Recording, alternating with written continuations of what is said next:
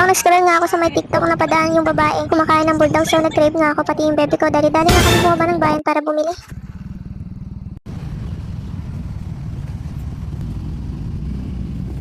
Hi mga kadarling, dito nga kami sa Choco Hub Store. Nagulat talaga ako kasi nga mura ng mga pagkain dito. Ang dami ng pagpipilian dito guys, chocolate, cookies, junk food at marami pang iba. And dahil sa Choco Hub branch Olonga po tayo, sulutin natin to. Kumuha nga ako dito ng pistachio dahil nga buy one take one siya at nakikita ko lang to sa TikTok at dito ay mura, 122 pesos lang nga. To, saan ka pa?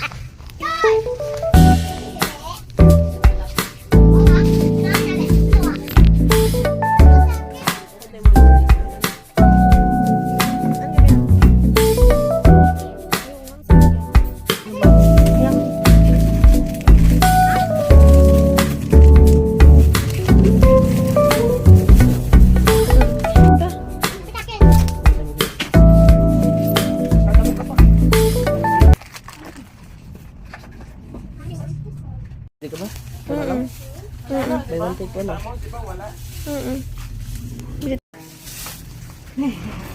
At nagbayad na nga kami ng mga pinamili namin dito sa Choco Hub Olongapo branch. At kung taga Olongapo ko at gusto mo ng mura, masarap, dito ka na sa Choco Hub Olongapo sa mga malapit dyan sa Istawina. Pumili na kayo rito. Pagkatapos namin bumili ng bulldog, dumiretso nga kami sa puti. Nagulat talaga ako kasi nga mura ng mga pagkain dito. Ang dami ng pagpipilian dito guys, chocolate, cookies, junk food at marami pang iba. And dahil sa Choco Hub branch Olonga po tayo, sulutin natin to.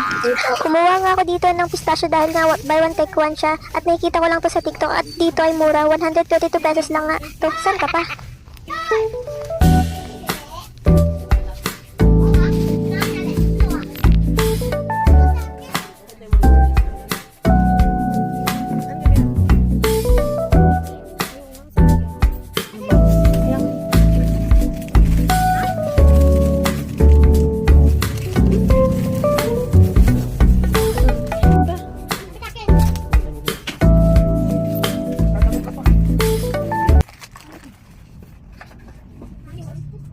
Hindi ka ba? Buy one take one ah.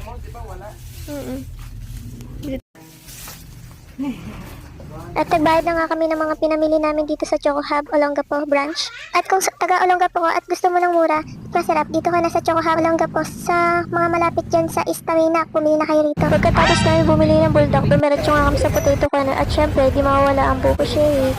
Nag-food trip na nga rin kami kahit pa paano kasi mamaya pa namin lulutuin yung bulldog cheese. Pag shawarma pa kami bago bumi, sulit ang food crowd ngayong araw. Sarap. Yummy!